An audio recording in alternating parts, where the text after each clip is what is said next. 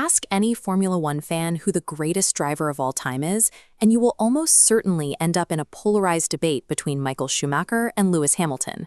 But comparing drivers across decades means comparing entirely different machines.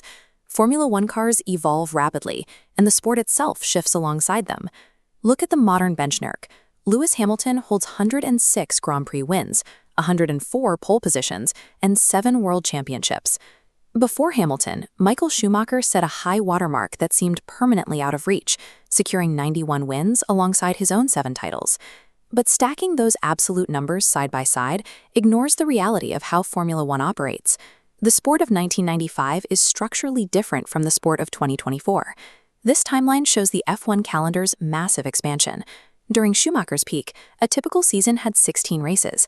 Today, Hamilton competes in 24 races. That expansion gives a modern driver 50% more opportunities to rack up poles, podiums, and wins yearly.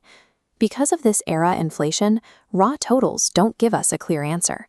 We have to look at the context surrounding how those victories were secured. To accurately weigh their achievements, we need to evaluate them across 3 equalizing metrics: mechanical reliability, garage politics, and the ultimate test of pure car control. The biggest hidden variable in historic F1 records is how often cars actually survive to the end of the race. In the 1990s and early 2000s, engines were highly fragile. If a driver pushed a car slightly past its limit, the gearbox or engine would simply explode. Michael Schumacher operated under these constraints.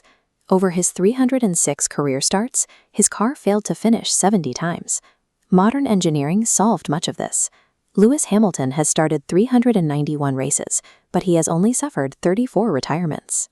Because Hamilton crosses the finish line far more consistently, his absolute win and podium counts naturally skew higher. Adjusting for those mechanical failures, Schumacher actually pulls ahead, winning 29.7% of his race entries compared to Hamilton's 27.1%. Schumacher built that efficiency by running endless testing laps in the garage, dialing in the car to survive his highly aggressive driving style. When you strip away the reliability advantage of modern cars, Schumacher was actually more efficient at converting his time on track into victories. But surviving the car is only half the battle. We also have to look at who they were fighting inside their own garage. Schumacher operated under a strict number 1 driver strategy.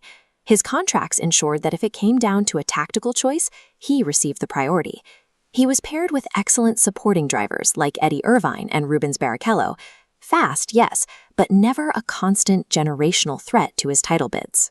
This created complete harmony. Ferrari dedicated all their resources and strategy toward making sure Schumacher won the championship.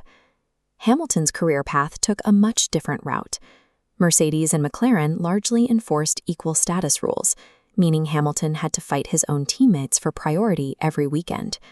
He fought a brutal roster of talent, debuting alongside Fernando Alonso and facing other world champions like Jenson Button and Nico Rosberg in identical machinery. The trade-off of fighting world champions is that you inevitably lose points to them. Hamilton occasionally dropped internal head-to-head battles, which slightly depressed his absolute win percentages. Hamilton lacked a unified garage working solely for him. His stats were carved out while surviving against some of the best drivers on the grid. If team dynamics and era advantages cloud the data, we have to look for conditions where the car matters less. Heavy rain neutralizes engineering. When the track floods, having the fastest engine or the most refined aerodynamics suddenly becomes irrelevant. The water strips away aerodynamic grip. Staying on the track relies almost entirely on a driver's raw reflexes, feel, and foundational car control. This chart maps historical wet weather performance, plotting wet starts against win percentage. Ayrton Senna sits alone, winning 55% of his rain races.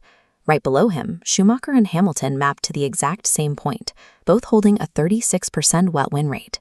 When you remove the mechanical advantages of their respective eras, their foundational driving talent is statistically identical. Once you adjust for the length of the season, the reliability of the engine, and the strength of the driver in the other garage, the numerical gap between them disappears. The choice between them isn't about math. It comes down to 2 completely different archetypes of sporting greatness. This chart breaks down your decision. You have to ask yourself what philosophy of racing you value most. Path A is the builder. If you value a driver who can walk into a struggling Ferrari team, rebuild its culture through sheer force of will, and ruthlessly maximize a car's potential? Your answer is Michael Schumacher. Path B is the executor. If you value a driver who can adapt their braking and racing lines across massive regulation changes, race cleanly, and routinely beat world champions in equal machinery, your answer is Lewis Hamilton. The greatest of all time isn't determined by a spreadsheet. It is determined by the specific kind of excellence you choose to respect.